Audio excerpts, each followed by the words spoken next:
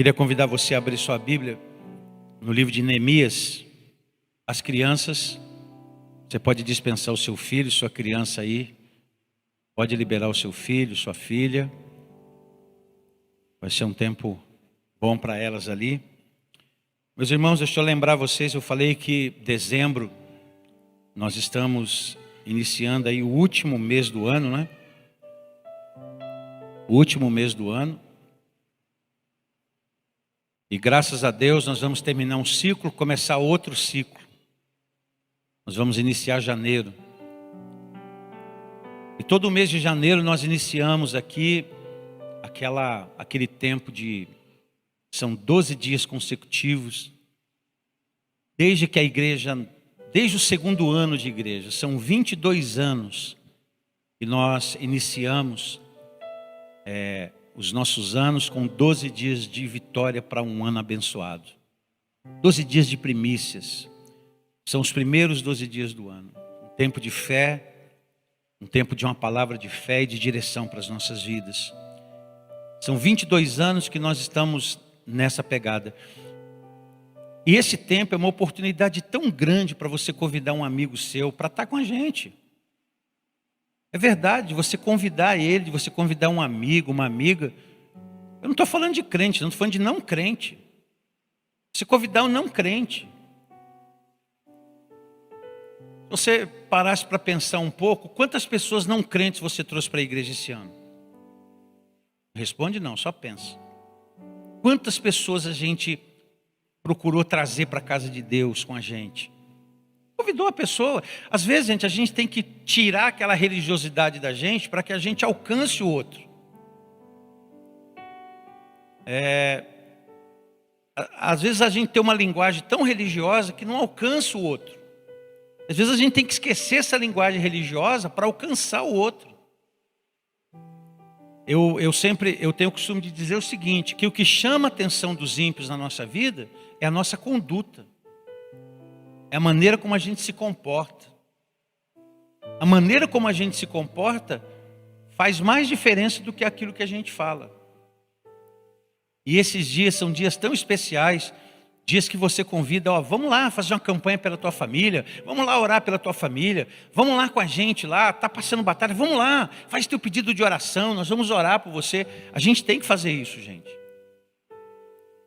Foi assim que eu aprendi na minha vida.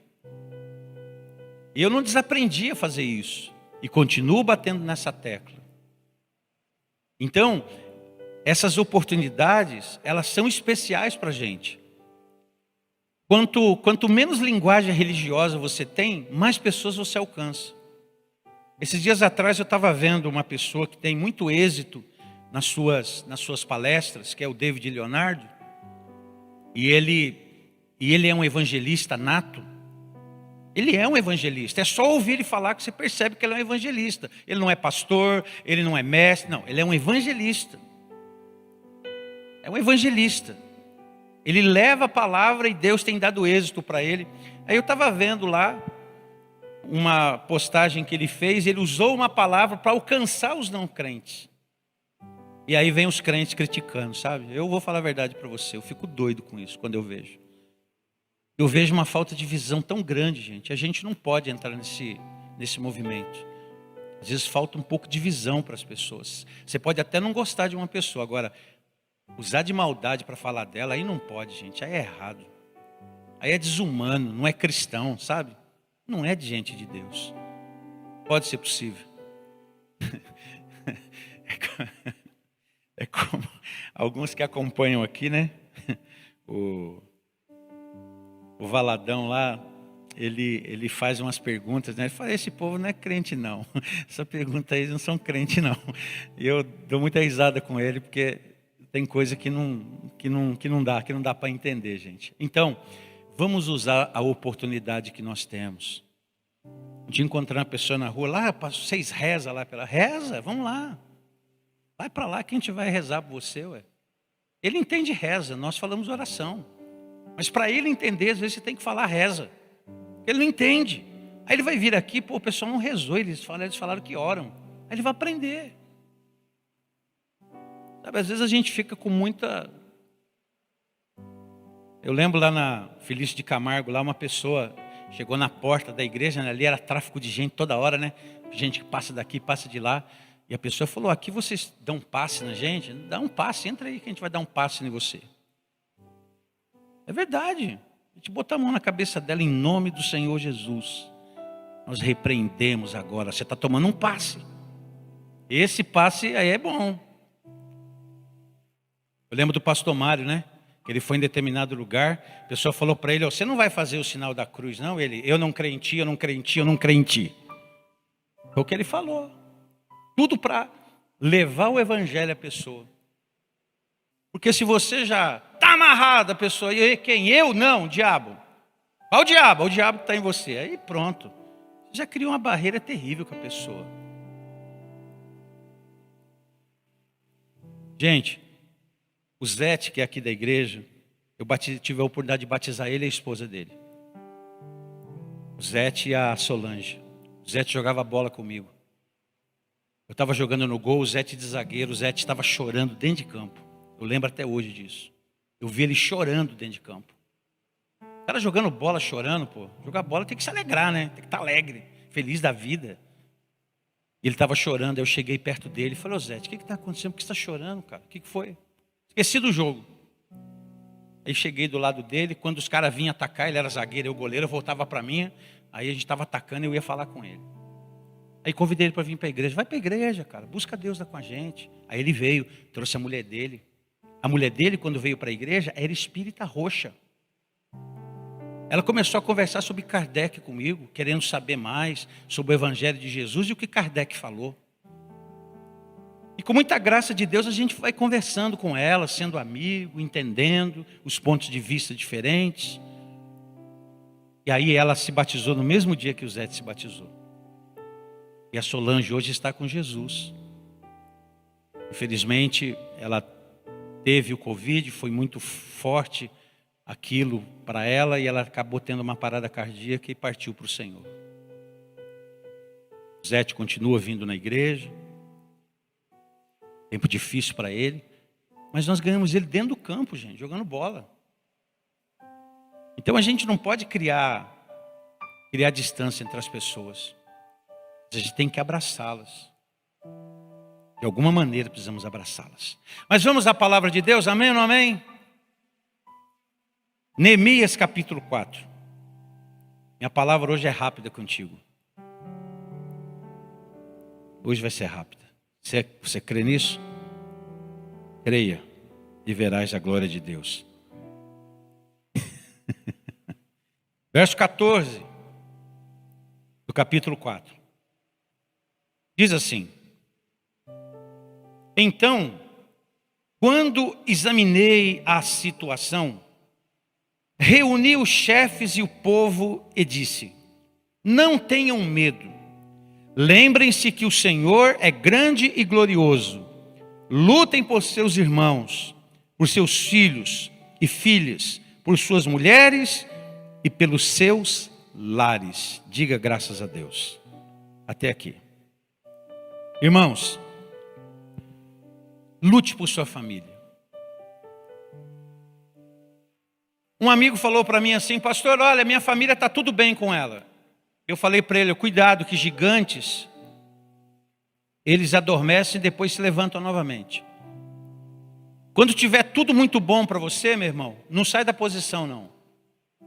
Quando tiver tudo muito excelente para você, não sai da posição. Fica na posição. Quando tudo estiver muito bom para você, não baixa a guarda não.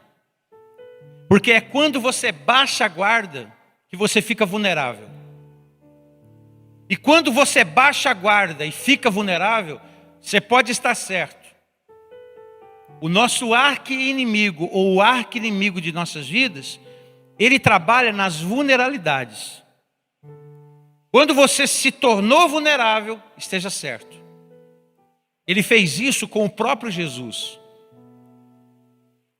Quando Jesus estava saindo de um jejum, a Bíblia nos diz que depois de 40 dias e 40 noites, Satanás foi para atacá-lo. E ele quis atacá-lo onde? Nas suas onde estava vulnerável. Onde que ele estava vulnerável? 40 dias sem comer. Primeira tentação, transforma a pedra em pão. Jesus poderia transformar a pedra em pão? Poderia, ele era Deus. Ele era Deus e homem, homem e Deus. Ele poderia usar a sua deidade, o poder de Deus para aquilo. Ele poderia, mas ele não usou. Ele poderia fazer aquilo? Poderia fazer aquilo. E aí depois ele é levado a um lugar muito alto.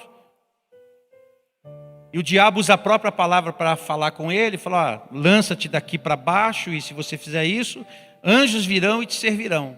E aí Jesus falou, não, mas a palavra também diz isso, isso, isso. E depois levou ele a um lugar bem alto e falou, eu tudo vou lhe dar se você prostrado me adorar. Então, meus irmãos, não deixe, quando tudo estiver muito bem, não saia da posição que Deus estabeleceu você.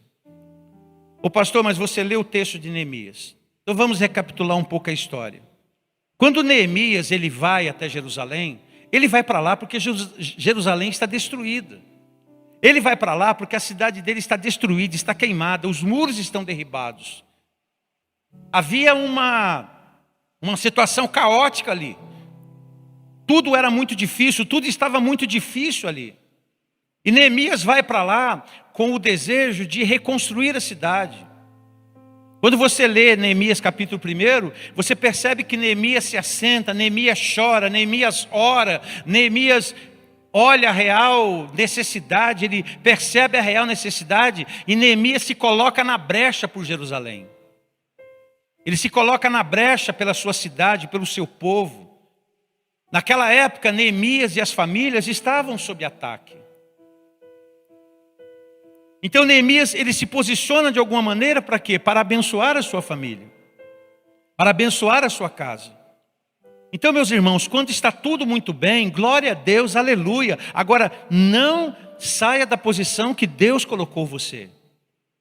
Fique no lugar que Deus determinou que você ficasse. Se comporte e fique na posição que Deus colocou você para estar. Aqui no capítulo 4, Neemias olha, se levanta e diz a todo mundo, aos magistrados, diz ao resto do povo, não temam, lembrem-se do Senhor grande e temível. E ele diz, pelejem pelos vossos irmãos, pelos vossos filhos, pelas vossas filhas, pelas vossas mulheres e pelas vossas casas. Pelejem. Esteja sempre posicionado a isso. É claro que nesse tempo aqui, era um momento que exigia isso de todos aqueles que moravam ali. Eles deveriam se posicionar.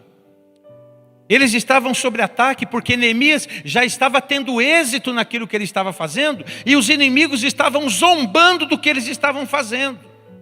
Quando você lê o texto, você vai perceber que os inimigos estavam zombando do que ele estava fazendo. Tudo aquilo que eles estavam fazendo para que Jerusalém fosse reconstruída, estava sendo, de certa maneira, zombado pelos inimigos.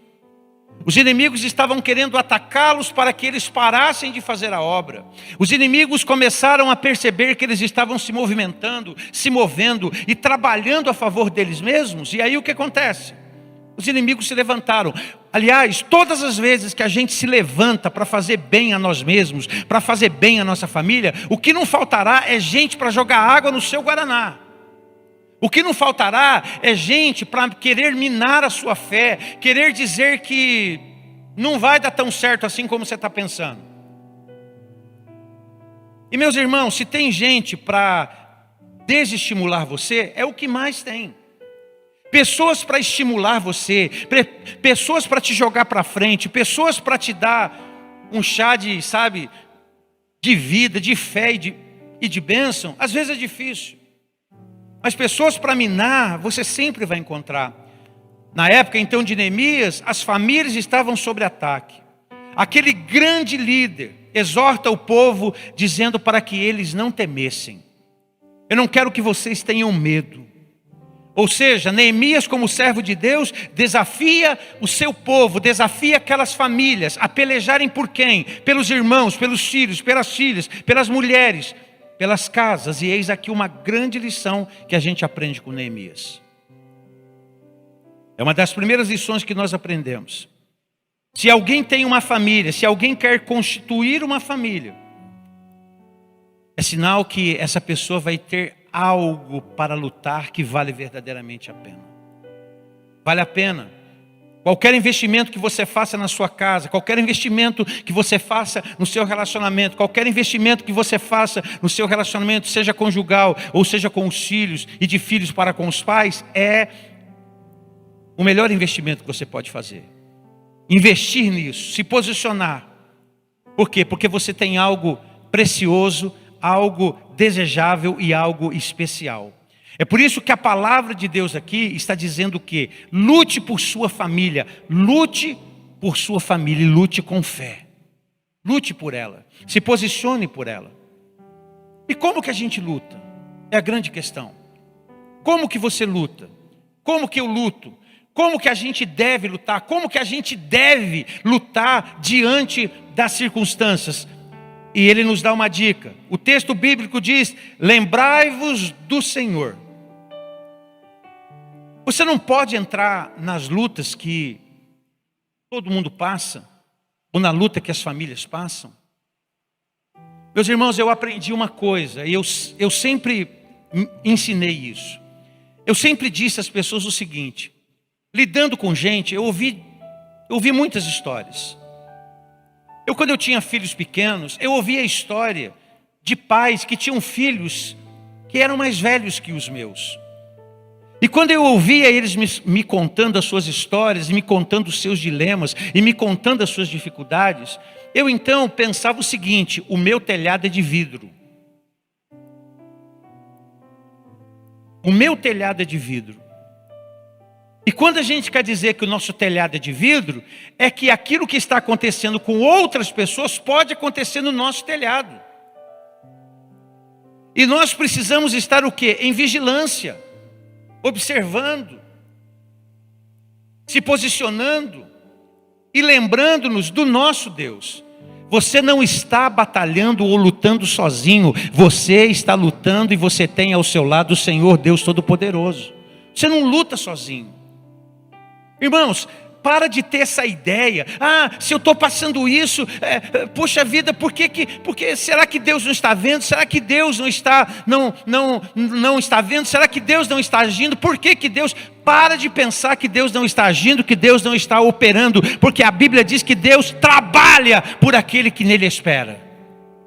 Se você espera em Deus, e se você vive para Deus, e se você é de Deus, Deus trabalha por você, você nunca está sozinho. Você pode ter até a impressão que você está sozinho. Você pode ter até a impressão de que você está sozinho. Você pode ter momentos de angústia, de dor e de muitas pelejas interiores. Mas saiba e tenha certeza de uma coisa: Deus, o Senhor Deus, Ele nunca te abandona na peleja. Você é dele, amém? Se você é dele, Ele não te abandona na peleja. Podem questionar a sua fé, podem dizer como que pode, como que pode nós também não podemos explicar, mas o fato é que pode, e o fato é que Deus está do seu lado. É um fato. É um fato. As Escrituras é só você ler um pouco de Bíblia. O problema nosso é que a gente não lê Bíblia e a gente fica só focado naquilo que a gente vai escutando. E escutando de gente que é bem intencionada, mas que é equivocado. Não tenha dúvida de que Deus está contigo. Há momentos, é verdade.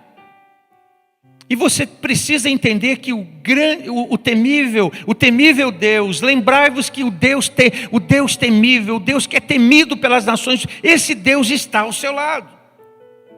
Neemias sabia disso.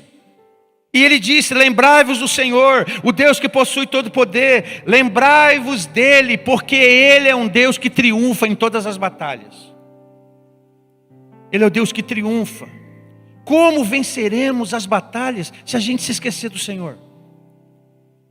Quando você se esquece do Senhor, você começa a ficar desesperado, abatido, cansado, aflito, sem norte, sem direção, irritado, nervoso.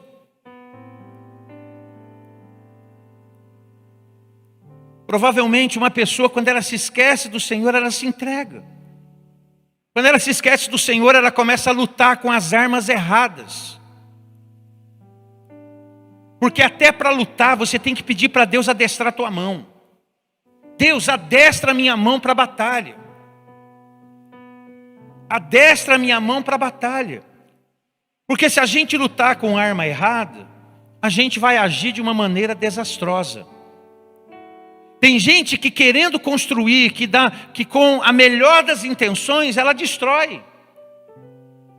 Destrói. Ela tem uma boa intenção, mas ela exclui o Senhor Deus daquela batalha. Ela exclui o Senhor Deus daquela batalha. E como que ela exclui? Não pedindo orientação de Deus do que fazer. E meus irmãos, escute uma coisa. Deus, ele tem uma estratégia para cada batalha. Há momentos que Deus manda você ir em frente, ir para cima. Há momentos que Deus fala para você: espera, aquiete-se e saiba que eu sou Deus.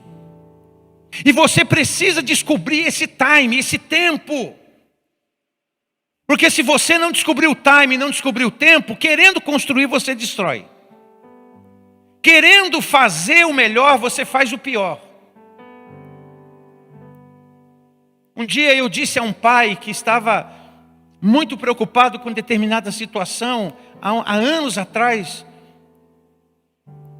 E ele me contou e eu falei para ele assim: como que você está fazendo? Ele falou: olha, eu estou fazendo assim, assim, assim.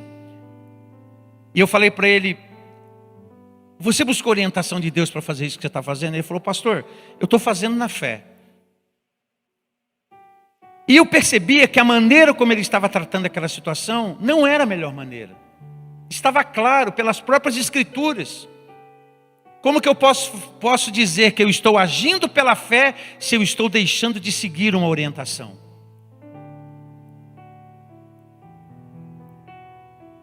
Como que eu posso agir de uma maneira tola e dizer que eu estou agindo pela fé? Sendo que as escrituras direcionavam o homem para um outro caminho. Eu falei para ele: você tem que se voltar para as escrituras. Na semana passada aqui, o pastor Marcelo esteve pregando aqui e ele citou Mateus capítulo 7. E ele falou sobre o perfil daquele que ouve e pratica e daquele que ouve e não pratica. E aquele pai, por melhor que fosse a sua intenção, ele estava agindo de uma maneira errada. Como já conversamos com esposas, com esposos, que ainda que a intenção seja boa, estava agindo errado. Conversando com uma mulher, ela falou para mim: pastor, todo dia eu falo para o meu marido. Todo dia eu falo. Eu falei: você está errada. Você não tem que falar. Você não tem que falar não. A Bíblia diz que a mulher, ela vai ganhar o marido sem palavra nenhuma, senhora. Se a senhora ficar todo dia na orelha dele, não é assim que se lida com o homem. Eu sou homem, gente. E o homem tem o seu jeito. E aí falei: não é desse jeito. A sábia edifica a casa. E, gente, as Sagradas Escrituras, elas têm assim uma sabedoria tão grande. Quando Salomão escreveu Provérbios 14:1, ele fala que a mulher sábia edifica a sua casa. Você vê, às vezes você vê a história de mulheres que o marido a abandona e a mulher fica com 7 filhos para cuidar, e ela consegue cuidar dos 7 filhos. E não precisa de um homem, não. Ela educa sozinha, cria sozinha, edifica sozinha, que a mulher tem esse poder. Vê se o homem faz isso. O homem fica todo perdido. A edificação da casa está na mão da mulher. O homem, ele é diferente. Ele age de uma maneira diferente. Eu tenho o testemunho da minha casa. Quem edificou minha casa foi minha mãe, não foi meu pai, não. Foi minha mãe que chamava os filhos para junto. Era minha mãe que trazia os filhos para junto. Era minha mãe que dava os conselhos. O pai era aquele homem que olhava e com o olhar dele ele falava. Ele não precisava falar uma palavra, ele só olhava. Eu já sabia o que ele queria. Eu já sabia o que o meu pai estava querendo dizer. São diferenças que a gente começa a lutar da maneira errada, e longe de Deus a gente sempre luta errado, gente. Se o Senhor Deus não estiver na batalha, você pode vir na frente, pode orar. Você tem que deixar Deus fazer parte das batalhas da sua vida. Não é pelo muito falar que a gente é ouvido, mas são por ações concretas que o Espírito de Deus vai agindo. Então, se a pessoa, ela se esquece do Senhor no meio das batalhas, ela vai se entregar ao desespero, vai lutar com as armas erradas, vai agir de uma maneira desastrosa, ou vai desistir, ou ela vai perdendo a vitória por deixar de lutar, porque ela vai perdendo o fôlego e aí ela entrega tudo. Mas se o Senhor estiver fortalecendo a sua vida, e devemos lutar em que circunstância? Quando o casamento não vai bem, o que você tem que fazer? Tem que conversar, tem que lutar, tem que batalhar, tem que colocar, tem que chamar o Senhor para perto. Quando o casamento não vai bem. E um casamento pode não ir bem por vários fatores. Quem casa para separar a gente? Fala para mim. Quem? Há circunstâncias que as pessoas se separam. Alguns casamentos poderiam permanecer. Poderiam. Eu lembro de um amigo que prega aqui. E ele disse que nos primeiros anos de casamento dele, ele viveu uma crise muito grande. Um jovem pastor, mas que se posicionaram em Deus e que diante de Deus, os dois falaram para Deus: Deus, nós queremos um renovo, nos ajuda a nos entender, a nos compreender. E eles se renovaram. E hoje eles estão casados até hoje, têm 3 filhos lindos, e desse casamento saíram gêmeos ainda. Ele já falou isso aqui, pregando aqui para nós. Colocou a imagem da sua família aqui, ele falou: olha, não era para eu ter essa família, não era para eu ter esses filhos, mas porque ele se posicionou. Tem situações que já foram, e não tem mais como chorar pelo leite que foi derramado, já foi derramado. E a gente precisa seguir em frente. Mas quando um casamento não vai bem, a gente precisa se posicionar em prol dele. Quando um filho traz preocupações, a gente precisa saber a maneira que vai lutar. A gente tem que pedir a Deus o direcionamento. Senhor, me direciona a como tratar dessa questão. São desafios que a gente vive, gente. Você pode ser o mais consagrado, você pode ser o mais abençoado, a mais abençoada, o mais santo, a mais santa. Mas são situações. E a gente precisa pedir a Deus: Senhor, me dá a direção de como fazer. Quando filhos não têm diálogo com os pais, é hora de filhos se posicionarem também. Você que é filho que está aqui, não pensa você não. Sua responsabilidade não diminui não. Você tem que entender que a sua responsabilidade vai crescendo à medida que você vai crescendo, à medida que você vai desenvolvendo. Então, o filho também precisa entender isso. Quando tudo parece perdido, quando a gente não sabe por onde começar, e as coisas mais importantes a fazer é lembrarmos de Deus. É citarmos a Deus aquilo que Ele disse. Senhor, está escrito, o Senhor falou que as coisas impossíveis pertencem ao Senhor. Parece que tudo que eu estou olhando é impossível. Parece que tudo que eu vejo, Senhor, é impossível. E o Senhor é o Deus das causas impossíveis. O Senhor é o especialista em causas impossíveis. Eu preciso de Ti, me ajuda. Isso é colocar Deus na batalha. Fazer algo. E dizer: Deus, me abençoa naquilo que eu quero fazer, me dá direção. Prevaleça na fé, triunfe pela oração, lute por sua família com esperança. A gente precisa lutar com esperança. E sabe uma das coisas que a gente precisa ter, gente? É uma expectativa equilibrada. Pastor, o que o senhor quer dizer com expectativa equilibrada? Porque quando você não tem uma expectativa equilibrada, minha gente, Quando a gente não tem uma expectativa equilibrada. Eu conversava isso com o pastor Marcelo hoje. Ficamos cerca de 1 hora conversando hoje. Falando sobre expectativas. É muito fácil, gente, alguém que vem de fora aqui, que não acompanha você, porque a Bíblia diz que o pastor deve conhecer o estado das suas ovelhas. Eu já acompanhei gente que foi do começo até o fim da sua vida num tratamento de uma doença e ceifou a pessoa. Já fizemos isso. E nesse processo todo a gente ia percebendo. E uma das ovelhas que eu cuidei do começo ao fim foi minha mãe. Mas a minha mãe era uma ovelha muito equilibrada. Muito equilibrada. Eu tive que ouvir coisas que eu não precisava ouvir.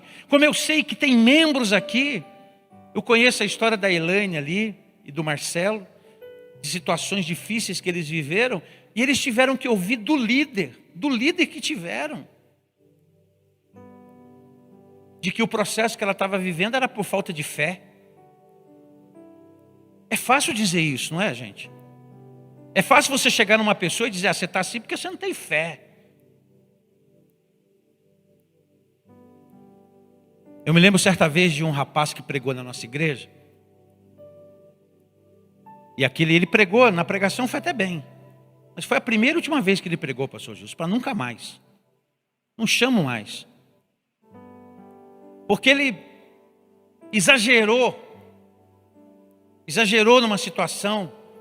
Ele estava pregando sobre como defender a saúde. Vocês vão lembrar disso.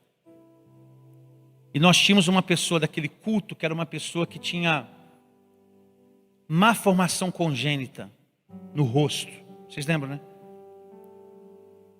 E esse cara, para passar uma impressão muito poderosa para quem estava vendo ele, que eu nunca tive essa ambição de passar para as pessoas uma imagem que eu não tenho, e eu não tenho nenhuma pretensão disso, minha gente, nenhuma. Você que está me vendo aí, eu não tenho nenhuma pretensão disso, de passar uma imagem que eu não tenho, ou dar a impressão das pessoas daquilo que eu não sou. Eu não preciso disso.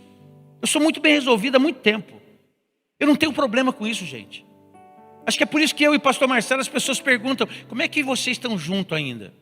Porque é uma guerra de ego tão grande, de ego, de ver quem vai fazer, quem não vai fazer, de ver quem manda, quem não manda. É um negócio de louco. E eu me lembro que ele chamou, vamos começar pelo caso mais fácil. Ai, gente. Aquele dia eu tive vergonha. Eu fiquei com vergonha por ele. E nunca mais. Hoje, esse rapaz, é o que eu estou dizendo, tem gente que não é para estar no altar. Não é e pronto, aí Deus tira. Deus tira, o próprio Deus tira. O próprio Deus com o tempo arranca. É Deus que faz isso, está escrito, gente. Deus zela pelo teu reino, zela pelas coisas. Por isso que de vez em quando você vê algumas situações e fala, como é que pôde? Pôde. Então, tenha expectativas equilibradas em Deus. Porque se você tem uma expectativa, se há um desequilíbrio, você perde a noção de quem Deus é, gente. Deus, Ele é Deus. O pastor Alex começou o culto aqui dizendo, na oração dele, que Deus é Deus em qualquer circunstância. Eu vi tua oração. Irmãos, eu sou muito ligado no que está acontecendo. Eu sou muito ligado no que falam aqui, eu sou mesmo. Eu fico muito, eu escuto. E já foi falado isso aqui, Deus é Deus em qualquer circunstância. Deus é Deus se as coisas dão certo, e Deus é Deus se as coisas não dão certo. Deus é Deus se sonhos se realizam, e Deus é Deus se sonhos não se realizam. Então às vezes a pessoa, e eu acredito, você precisa ter expectativas, faz parte da vida. Mas a expectativa tem que ser equilibrada. E equilibrar é tão difícil, não é, gente? Fala a verdade. Equilibrar é difícil. É muito difícil se equilibrar. Se você está ali, para você buscar o equilíbrio, é difícil. Um dia eu estava conversando com um determinado médico. Sabe o que ele falou para mim? E é claro que quando ele falou, eu o entendi. E esse médico até veio aqui na igreja algumas vezes. Ele gostou muito da igreja. E ele falou para mim, sabe, pastor, no meio pentecostal tem muita gente doida. Tem muita gente desequilibrada. Você acha que eu briguei com ele? Porque você que está aqui sentado sabe disso. Mas você sabe por que tem isso? Porque do altar está saindo esse tipo de palavra. Do altar está saindo esse tipo de instrução. E aí as pessoas vão se tornando assim. Porque do altar sai. E o meu povo, infelizmente, vai sofrendo. Por quê? Porque falta para ele conhecimento. Então tenha expectativas equilibradas em Deus. E para você ter expectativa equilibrada em Deus, você tem que fazer isso aqui, ó. Lembrai-vos do Senhor.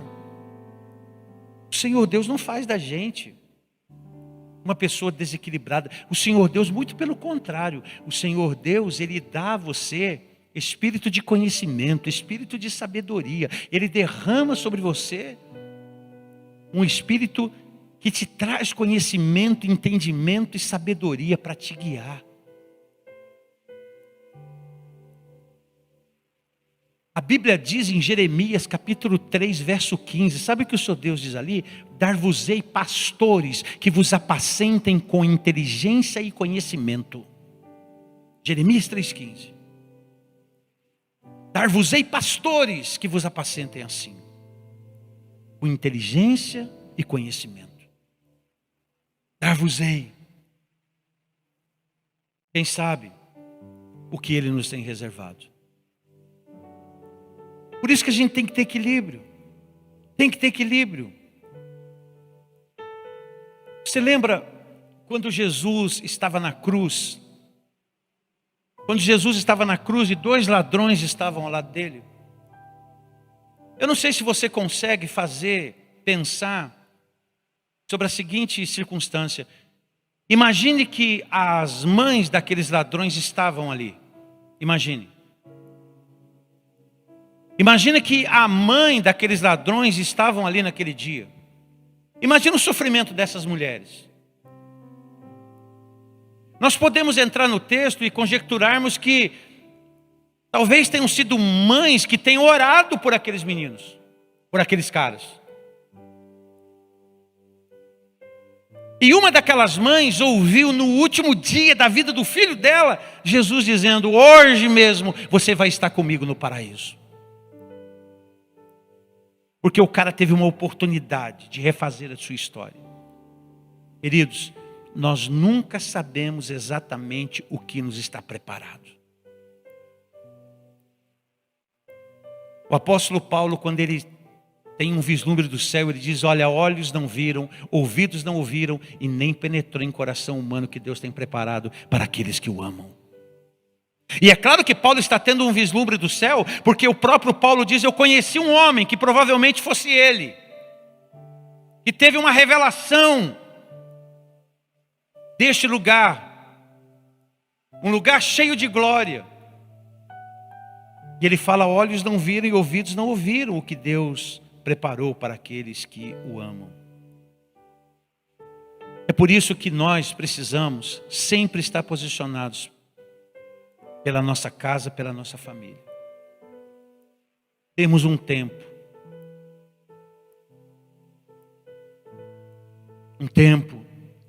de clamor, de busca, de oração. E você que é pai aqui hoje, ou pai e mãe, eu falo para você, não para de orar. Ore. Quando eu falo orar, gente, eu quero que você entenda uma coisa, para de mistificar tanto isso. Um dia uma pessoa perguntou, pastor, eu tenho que orar de joelho? Eu falei, você tem que orar, rapaz. Sentado, ajoelhado, deitado, faz o que você quiser. Mas fica mistificando tudo. Não é porque eu tenho artrose. Eu falei, então não ajoelha, fica de pé. Mas ora. E o cara falou para mim, pastor, ler Bíblia no banheiro é certo? Eu falei, não é o melhor lugar, você que sabe. Você quer ler, você lê. É melhor ler do que não ler, cara. Agora, se você acha que ali é o lugar, o ambiente mais confortável, fica lá, ué. Eu já vi gente dizer para mim, pastor, o único lugar que eu tenho para orar dentro de casa é dentro do banheiro. Sabe Sabe por quê? Porque ele não tem ninguém que serve a Deus dentro da casa dele. E a pessoa não me falou por religiosidade, ela falou com sinceridade. Eu já ouvi isso. Então, minha gente, ore. Porque quando um pai e uma mãe desistem de seus filhos, é como um soldado que deserta da guerra. E nós não podemos desertar. Pergunta para o Renato ali. Se desertar da missão, vai o quê, Renato? Vai preso. Não é isso? Vai preso. O cara vai preso. Se o cara falar mal da instituição que faz parte, a gente estava conversando sobre isso, né? Vai preso, porque não pode. Ele tem que dizer bem daquele lugar que ele faz parte, que ele é soldado, que ele é guerreiro. Lute até o fim, persevere, alimente a sua esperança. Mas como que a gente luta, pastor? A gente luta pela nossa família com amor. Por isso que você precisa de Deus na batalha, porque sem Deus você não vai ter amor, porque o amor de Deus é derramado em nosso coração pelo próprio Deus.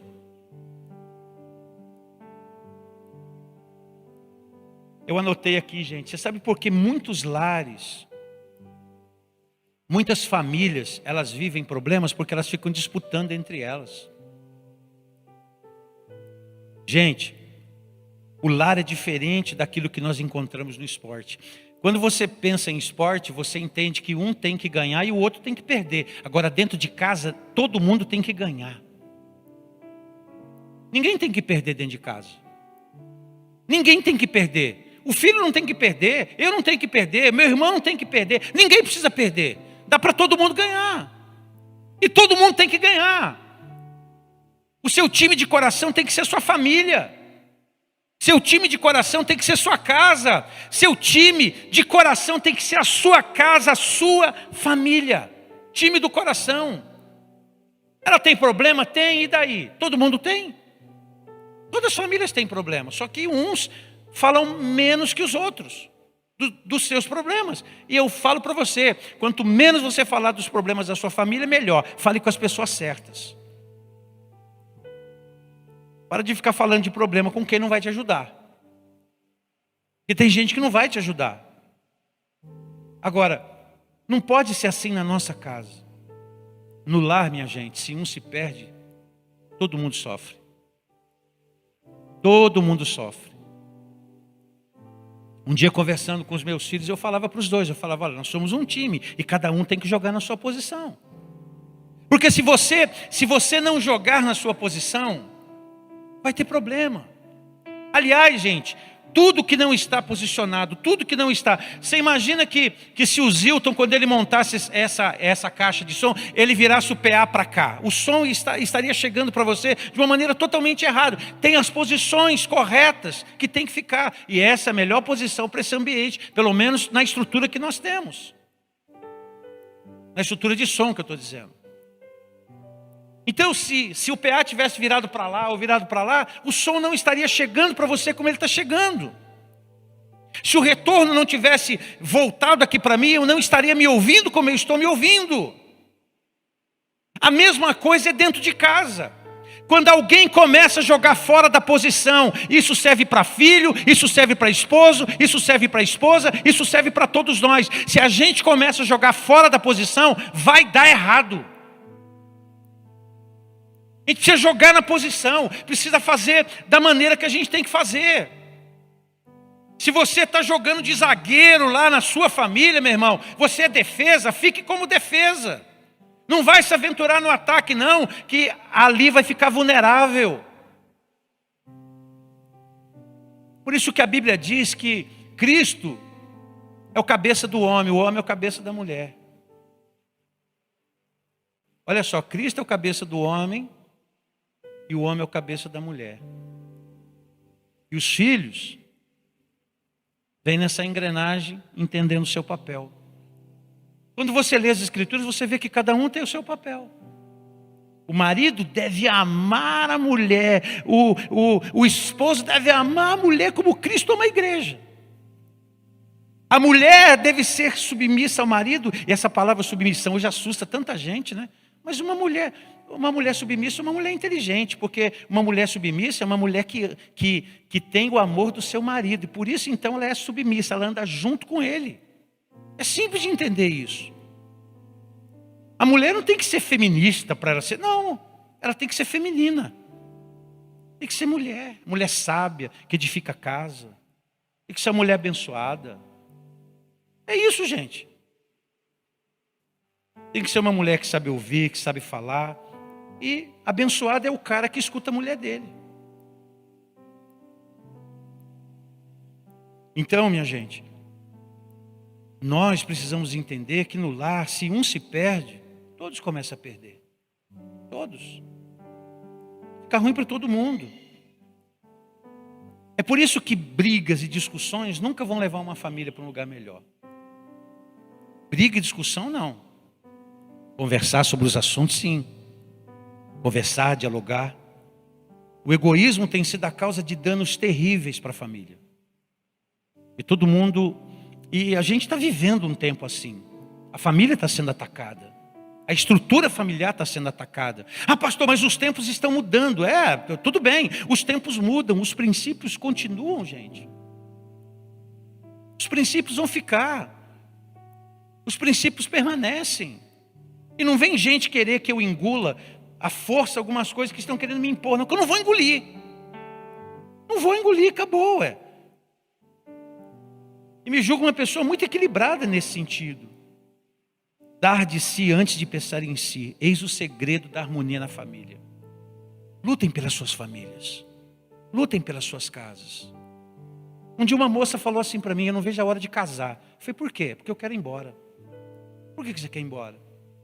Porque eu não me sinto amada dentro de casa. Eu falei, caramba, meu. Minha filha, não é assim que se casa. Você não pode casar desse jeito. Porque se você casar desse jeito, você vai entrar muito mal no seu casamento. Aconselhando uma menina amada de Jesus, que ama Cristo. Graças a Deus, antes de casar, ela resolveu essa situação, gente. Porque ela amadureceu, né? Ela cresceu. A Bíblia fala em 1 Coríntios 13:13.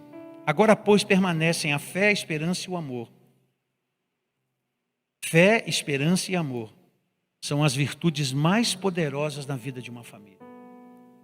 Fé. Fé para quê? Fé para você apagar os dardos inflamados do diabo que são lançados contra a sua casa. Fé para você colocar o escudo aqui, ó, e desfazer todos os dardos inflamados do maligno. Esperança, esperança para acreditar mesmo em dias de sufoco.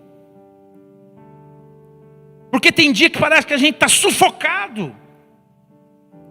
Sufocado porque nós estamos vivendo aquilo que nós nunca queríamos viver. Porque a gente vai criando, a gente vai criando essas expectativas. Claro que cria. A gente cria, a gente sonha, a gente acredita. Fé, esperança e amor. Amor que tudo crê. O amor que tudo espera. O amor que sofre, mas o amor que permanece. Amor que permanece. O amor sofre, o amor crê, o amor espera, mas jamais acaba. Esses dias atrás, conversando com um menino, eu falei assim, olha, eu não vou te fazer nenhum apelo religioso, eu vou te fazer um apelo social. Esquece a religião, esquece a igreja, esquece tudo. Eu quero fazer um apelo social a você. Porque às vezes tem que ser assim. As coisas vão ficando tão anormais, não vou dizer normais, elas vão ficando tão anormais e a gente vai chamando o que é anormal de normal. E aí a gente tem que falar, eu vou fazer um apelo social a você. Mas com amor. Querido, você pode falar sobre qualquer coisa, desde que você tenha amor nas suas palavras. Hoje eu falei com o pastor Marcelo, falei, pastor Marcelo, a gente, cara, não pode ser incoerente. O que é ser incoerente? Ser incoerente é a gente aprender uma coisa, a gente falar uma coisa e viver o contrário. Sem coerência. O cristianismo tem que funcionar dentro da gente. Porque senão, meu irmão, pega a sua mochila, bota tudo dentro e vai embora. Faz outro caminho. Porque a vida com Jesus é essa e acabou. Aquele que é meu discípulo deve tomar a sua cruz, negar-se a si mesmo e seguir-me. João disse: aquele que está com Jesus, procure andar como ele andou. Aquele que está com Jesus, procure falar como ele falou. Procure sentir como ele sentiu e acabou. Não tem conversa, minha gente. Pode ter filosofia de A, de B, de C, de D. Esses dias atrás o cara veio me falar de um filósofo da nossa época que está na crista da onda, né? Eu falei para ele: eu também gosto de ouvi-lo, mas eu o escuto com o filtro ligado. Sabe por quê? Porque tem muita coisa que é sofisma, parece verdade, mas não é. Deve ser um filósofo que todos nós, quando escutamos ele, a gente gosta das ideias dele, é legal. Ô pastor, quem que é? É um tal de Karnal, conhece? Está na crista da onda. Eu gosto de ouvi-lo. Mas o cara tem as convicções dele, respeito. E tem coisa que ele fala que eu assino embaixo. Agora tem outras, meu irmão, que não dá. Não dá porque a nossa fé não bate. Aliás, ele diz que não tem fé. Ele diz que não crê no que eu creio. A gente tem que decidir quem são os nossos mentores. Quem é o seu mentor? Quem são os nossos mentores? Quem mentoreia a nossa vida? Quais são as ideias que entram dentro da gente? De onde vêm? De onde elas vêm? Paulo, escrevendo aos Colossenses, ele falou isso: cuidado que ninguém vos venha enredar com suas vãs sutilezas, segundo a tradição dos homens e não segundo Cristo. E nós devemos anular sofismas, destruir fortalezas que se levantam contra o conhecimento de Deus. Querido, fé, esperança e amor. Faça uso dessas armas e lute pela sua família. Eu achei tão bonito uma irmã que falou comigo aqui. Ela conversou comigo na quarta-feira. Ela falou para mim: pastor, lá na nossa família, eu posso até citar o irmão aqui, o Douglas, né? O Douglas faz uma célula com a família dele, de 15 em 15 dias. Eles se reúnem, eles ministram a palavra, e ele ministra a palavra para a família dele. Olha que bonito. Como é bacana de ver isso, gente. Eles têm: pastor, mas é assim que tem que ser? Não necessariamente. Mas a gente tem que fazer prevalecer alguma coisa no nosso dia a dia. Alguma coisa tem que mostrar aquilo que nós estamos carregando dentro de nós. E o que você carrega dentro de você? Querido, a arca está aqui, ó, no ombro. E ela deve ser levada no ombro. Essa arca, às vezes, esfola os nossos ombros.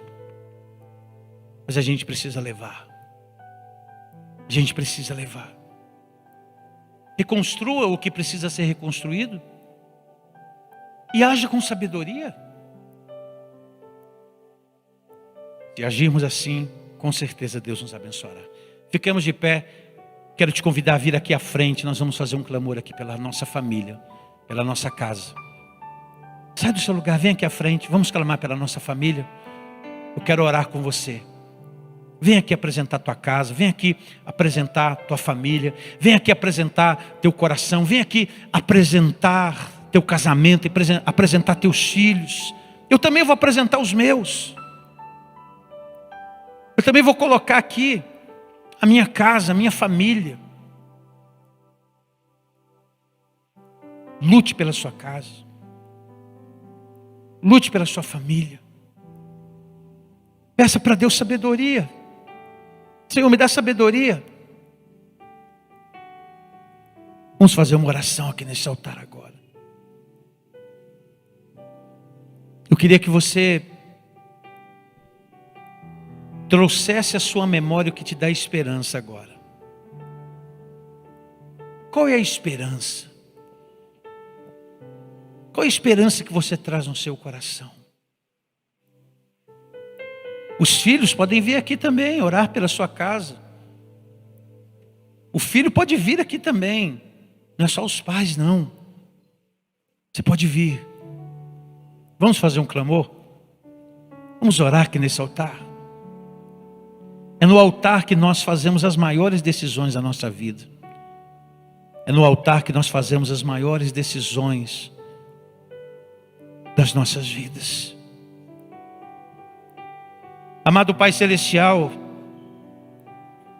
eu estou aqui, Senhor, junto com o teu povo aqui. Estou aqui, Senhor, junto com essa mulher, junto com esse homem. E nós queremos apresentar, Deus, as nossas causas em esperança diante de Ti agora. Senhor, nos dá equilíbrio, Senhor. Dá equilíbrio, meu Deus, a nós. Dá equilíbrio a esse homem, a esta mulher, a esta família, a esta casa. Senhor, em nome de Jesus, que haja, ó Deus querido, nesse casamento, que haja, meu Deus, agora sabedoria vinda do Senhor, tanto sobre ela como sobre ele. Que haja, meu Deus, entendimento, que haja uma capacidade, ó Deus, que tome conta dos teus filhos nesta hora, que venha, Senhor, sobre eles esse espírito de conhecimento, como está escrito em Isaías 11, Senhor. Que o Espírito do Senhor virá, que do rebento de Jessé brotará. Meu Deus, faz brotar sabedoria, faz brotar, ó Deus, agora um espírito, meu Deus, de capacidade, que capacite-o a agirem com conhecimento, a agirem com sabedoria. Dá sabedoria para esta mulher, dá sabedoria para este homem, na sua relação, Senhor. Dá sabedoria, meu Deus, para esses jovens que estão, Senhor, em nome de Jesus, colocando aqui as suas vidas diante do Senhor, que tem sonhos de constituírem família, Senhor. Meu Deus, estenda as suas mãos para as nossas casas agora, para as nossas famílias agora. Meu Deus, volta os teus olhos para os nossos filhos, Senhor. Volta os seus olhos, meu Deus, para a nossa vida. Volta os seus olhos para a nossa casa, Senhor. Lembramos que o Senhor é o nosso auxílio, é o nosso socorro bem presente na hora da angústia. Tu és a fortaleza da nossa vida. Tu és a nossa luz e a nossa fortaleza. Do que teremos medo, Senhor? Ah, meu Deus, nós apresentamos as nossas famílias diante de Ti agora. E, meu Deus, nós estamos aqui posicionados. Nós estamos aqui posicionados pela nossa casa, posicionados pelos nossos. Estamos dizendo a principados, potestades, dominadores. Estamos dizendo ao inferno e aos demônios que nós estamos posicionados na autoridade do nome poderoso de Jesus. Nós estamos posicionados, meu Deus, na autoridade do Senhor Jesus. E nós, meu Deus, em nome de Jesus, levantamos, meu Deus, as nossas mãos e direcionamos as nossas mãos para os nossos lares, para a nossa casa, para a nossa família, para o nosso lar, e repreendemos, meu Deus, a hoste maligna, repreendemos os espíritos, repreendemos, meu Deus, todos os espíritos que, ó Deus, procuram brecha, procuram áreas vulneráveis para agir. Meu Deus, que as brechas sejam tapadas agora, Senhor, que brechas sejam fechadas agora, meu Deus, que o Senhor comece a colocar, meu Deus, os teus anjos guerreiros, os seus anjos de peleja, com a espada desembainhada, Senhor, para trazer vitórias sobre os seus filhos, para trazer vitórias sobre as famílias, para trazer vitórias, meu Deus, em nome de Jesus, Senhor, em nome de Jesus, os nossos filhos, a nossa casa, o nosso casamento, a nossa família, meu Deus, ela é a extensão do teu reino nesta terra, Senhor. A nossa casa é a extensão do seu reino, meu Deus. A minha mente é a extensão do seu reino. O meu coração é morada do teu Espírito, Senhor. A minha vida é tua. Por isso, meu Deus, dá direção às nossas vidas aqui, Senhor. Dá direção, Senhor. Que esta noite, meu Deus, seja uma noite de direção, de instrução, de vida sobre o teu povo, de vida sobre os teus filhos que aqui estão, Senhor.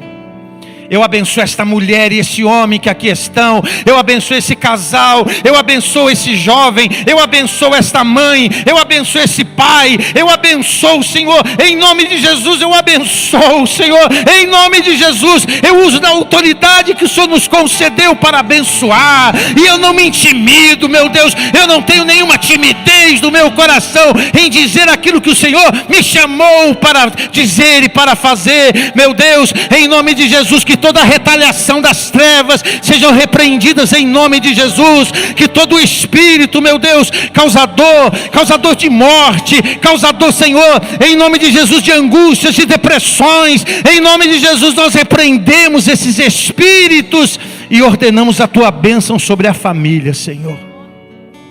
Que haja bênção sobre a família deste homem e desta mulher. Levante as suas mãos nesse altar. Apresenta a sua casa.